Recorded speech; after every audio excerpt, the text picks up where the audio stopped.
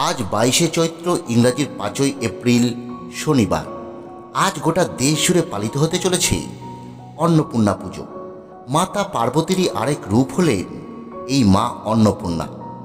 অন্নদাত্রী দেবী অন্নপূর্ণা। দেবী দ্বিভুজা, গাত্রবর্ণ ঈষৎ রক্তাভ। দেবীর বাম হাতে থাকে সোনার অন্নপাত্র, ডান হাতে দর্বি। মাথায় বিরাজিত অর্ধচন্দ্র। তিনি ক্ষুধার্ত মহাদেবকে অন্নদান করেছিলেন স্মিত হাস্যে। পুরাণ মতে চৈত্র মাসের শুক্লা অষ্টমী তিথিতে কাশীতে আবির্ভূতা হয়েছিলেন দেবী।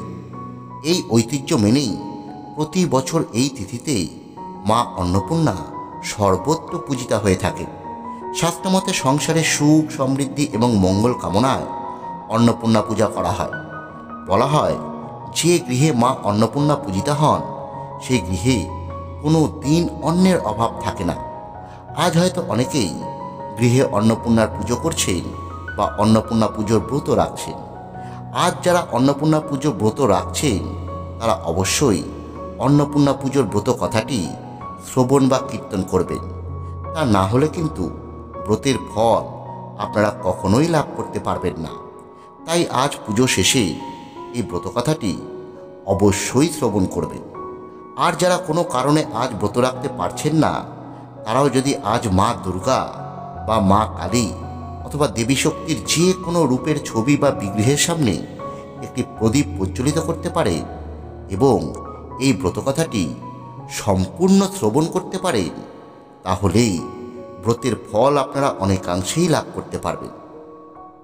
তাহলে আসুন বন্ধুরা, আমরা এবার শ্রবণ করি মা অন্নপূর্ণা পুজোর ব্রত কথা। একদিন কৈলাস পর্বতে মহাদেব শিব এবং দেবী পার্বতীর মধ্যে এক গুরুত্বপূর্ণ আলোচনা চলছিল। মহাদেব বললেন, এই জগতে যা কিছু আছে সবই মায়া। এই বিশ্ব কেবল ব্রহ্মতত্ত্বের প্রতিফলন, আর খাদ্য এর ব্যতিক্রম নয়। এই কথা শুনে দেবী পার্বতী বিস্মিত হলেন। তিনি জানতেন যে খাদ্য ছাড়া কোনো প্রাণী বেঁচে থাকতে পারেন না।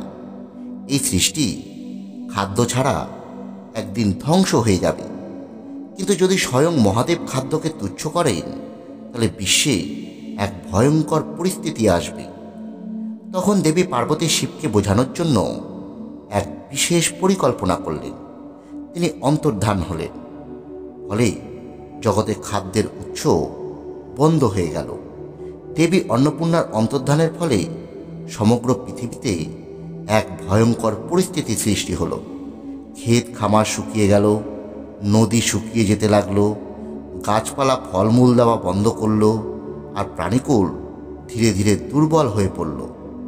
মানুষেরা খাদ্যের অভাবে কষ্ট পেতে লাগলো। মন্দিরে আর কোনো প্রসাদ বিতরণ হলো না। গৃহস্থ বাড়িতে কোনো রান্নার আয়োজন আর থাকতো না। দেবতারা পর্যন্ত তাদের উপাসনা পেতে ব্যর্থ হলো, কারণ পৃথিবীর সংকট তখন স্বর্গ পর্যন্ত পৌঁছে গেছে। এদিকে ভগবান শিব বিষয়টি প্রথমে গুরুত্ব দিলেন না, কিন্তু কিছুদিনের মধ্যেই তিনি বুঝতে পারলেন পৃথিবী এক ভয়ানক সংকটের মুখোমুখি। ভক্তের কান্না ও যন্ত্রণার আর্তনাদ তাকে বিচলিত করে তুলল। তিনি দেখতে পেলেন খাদ্য ছাড়া জীবনের কোনোই মূল্য নেই। তখন তিনি উপলব্ধি করলেন যে খাদ্য কেবল মায়া নয়, বরং এটি পরম তত্ত্বেরই একটি অংশ। খাদ্যের অভাবে তিনি নিজেও দুর্বল হয়ে পড়লেন।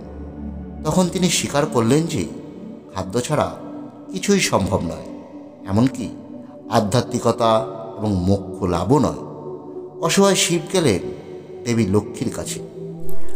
মা লক্ষ্মী তাকে পরামর্শ করলেন কাশীধামে যাওয়ার। সেখানে গিয়েই দেবী অন্নপূর্ণার দেখা পেলেন। শিব কাশীতে এলেন এবং এক ভিক্ষুকের রূপ ধারণ করলেন। তিনি একখানি ভিক্ষার ঝুলি হাতে অন্নপূর্ণার কাছে পৌঁছলেন। তিনি কৃপা ভিক্ষা করে বললেন, হে অন্নপূর্ণে, আমাকে কিছু অন্ন দান করো। অন্নপূর্ণার হাত থেকে অন্ন খেয়ে পরিতৃপ্ত হলেন শিব। কাশীতে স্বয়ং মহাদেবের উদ্যোগে প্রতিষ্ঠিত হল দেবী অন্নপূর্ণার মন্দির। চৈত্র শুক্লা অষ্টমী তিথিতে শুরু হলো মা অন্নপূর্ণার পুজো।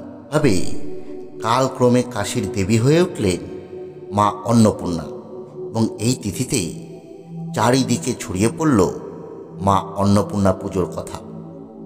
বন্ধুরা, ভিডিও যদি ভালো লেগে থাকে অবশ্যই লাইক করুন, অন্যদের মধ্যে শেয়ার করুন। ধন্যবাদ, সকলে ভালো থাকুন।